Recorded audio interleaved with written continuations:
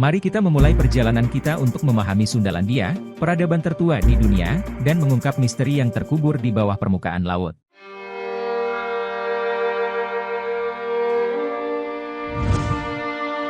Sundalandia adalah sebuah istilah yang digunakan untuk merujuk pada wilayah geografis di Asia Tenggara, meliputi bagian daratan yang terbentang dari Semenanjung Malaya hingga Kepulauan Filipina di utara, dan dari Sumatera hingga Jawa di barat, yang terbentuk selama zaman es terakhir. Nama Sundalandia pertama kali diusulkan oleh Van Bemmelen pada tahun 1949, diikuti oleh Catilli 1975, Hamilton 1979, dan Hutchison 1989, untuk menggambarkan sebuah inti benua Asia Tenggara yang membentuk bagian selatan lempeng Eurasia. Kemudian diperjelas lagi oleh ahli geologi Australia, Profesor Mike Morwood, pada tahun 1997. Nama Sundalandia berasal dari kata Sunda, yang merujuk pada wilayah paparan Sunda yang meliputi Indonesia, Malaysia, Singapura, Brunei, dan sebagian Thailand, serta Landia, yang berarti tanah atau wilayah. Wilayah ini juga mencakup Laut Jawa, Laut Sulawesi, dan sebagian Laut Cina Selatan. Sundalandia terletak di cincin api Pasifik, daerah di sepanjang tepi Samudra Pasifik yang dikenal dengan aktivitas vulkanik dan seismik yang tinggi. Aktivitas tektonik di wilayah ini sangat signifikan, dan berperan dalam membentuk karakteristik geologi Sundalandia.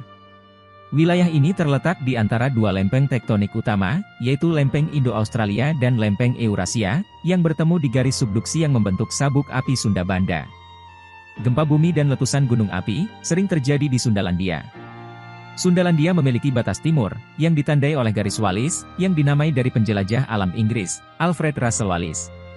Garis Wallis merupakan garis batas biogeografi antara Asia dan Australia, dan membagi wilayah Sundalandia dengan wilayah yang dikenal sebagai Wallacea. Wallacea mencakup wilayah pulau-pulau Indonesia Tengah, seperti Bali, Lombok, dan Sulawesi. Perbedaan ekologi antara Sundalandia dan Wallacea telah memberikan kontribusi pada keanekaragaman hayati yang kaya di kedua wilayah tersebut. Geologi Sundalandia memainkan peran penting dalam sejarah peradaban di Asia Tenggara. Wilayah ini memiliki kekayaan sumber daya alam seperti logam, batu bara, minyak bumi, gas alam, dan mineral lainnya, yang telah dimanfaatkan oleh manusia sejak zaman prasejarah. Sumber daya ini mempengaruhi pola migrasi manusia, pembentukan pemukiman, dan perkembangan ekonomi di wilayah ini. Selain itu, geologi Sundalandia juga menciptakan kondisi yang mendukung kehidupan hayati yang kaya.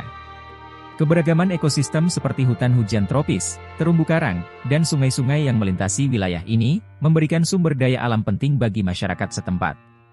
Lingkungan geologi Sundalandia juga memberikan kesempatan bagi manusia untuk mengembangkan keahlian dalam pertanian, perikanan, pertambangan, dan kerajinan. Selama zaman es terakhir, Sundalandia mengalami perubahan signifikan akibat glasiasi dan fluktuasi iklim yang terkait. Zaman es terakhir, juga dikenal sebagai Pleistosen akhir, berlangsung sekitar 2,6 juta tahun yang lalu hingga sekitar 12.000 tahun yang lalu. Selama periode ini, jumlah es yang besar menumpuk di kutub, dan menyebabkan penurunan permukaan laut global. Glasiasi adalah proses pembentukan dan pergerakan gletser, yang menyebabkan perubahan iklim dan perubahan lanskap. Selama zaman es terakhir, es menumpuk di daerah kutub, dan mengakibatkan penurunan suhu global. Akibatnya, air laut terperangkap dalam es, sehingga permukaan laut menurun secara signifikan. Periode terakhir zaman es terakhir, yang dikenal sebagai maksimum glasial terakhir, terjadi sekitar 26.500 hingga 19.000 tahun yang lalu. Selama periode ini, es mencapai puncaknya dan mengakibatkan penurunan permukaan laut sekitar 120 meter di beberapa wilayah, termasuk Sundalandia. Selama zaman es terakhir, manusia modern Homo sapiens telah berkembang, dan menyebar ke berbagai wilayah di dunia. Asia Tenggara, termasuk Sundalandia, merupakan salah satu wilayah yang penting dalam perkembangan manusia modern.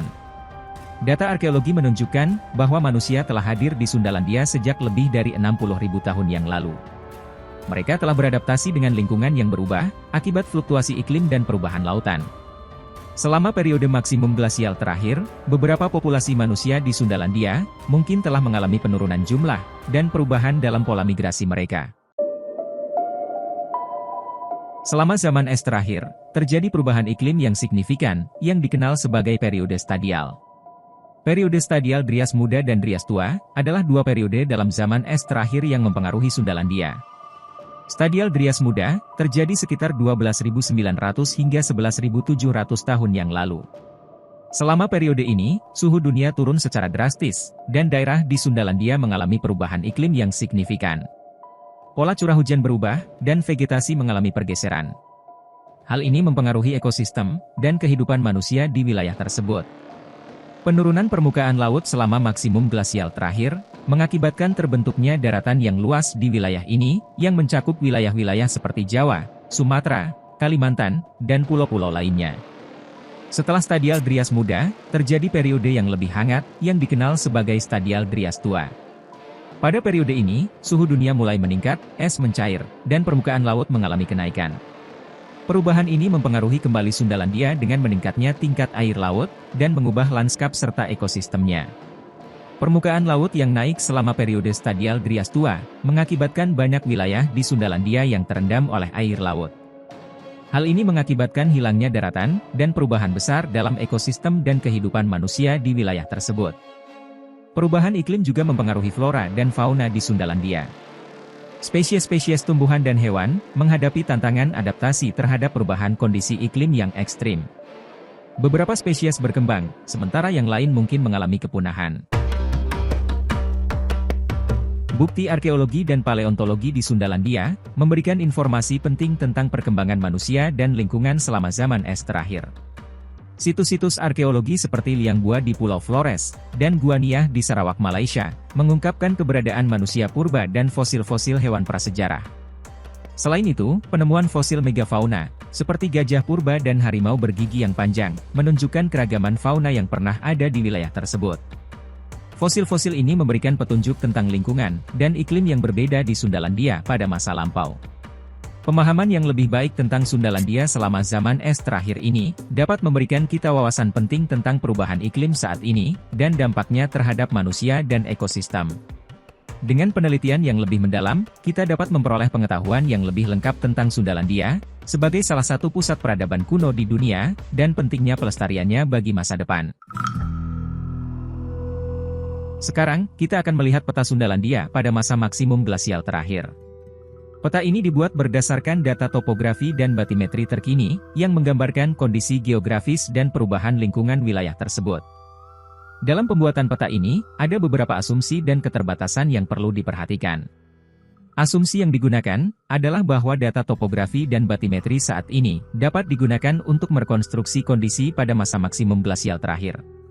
Namun penting untuk diingat, bahwa ini adalah estimasi, dan ada ketidakpastian dalam penggambaran detail wilayah tersebut. Peta ini memberikan informasi yang sangat berharga tentang pola aliran sungai, dan perubahan lingkungan di Sundalandia. Kita dapat melihat bagaimana sungai-sungai besar mengalir melintasi wilayah ini, membentuk jaringan drainase yang kompleks. Pola aliran sungai ini memberikan petunjuk tentang kepadatan populasi manusia pada masa itu, karena manusia cenderung bermukim di dekat sumber air. Di daerah pesisir, seiring dengan penurunan tingkat laut yang signifikan, terbentuklah wilayah tambahan seperti hutan rawa dan muara.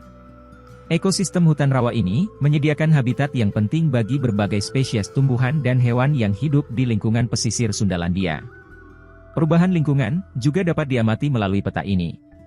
Kita dapat melihat pergeseran garis pantai, terbentuknya rawa-rawa dan delta sungai, serta perubahan vegetasi yang terjadi selama periode maksimum glasial terakhir. Wilayah pesisir mengalami perubahan yang signifikan, akibat penurunan permukaan laut dan ekspansi daratan. Selain itu, peta ini juga dapat memberikan wawasan tentang hubungan antara Sundalandia dengan wilayah sekitarnya.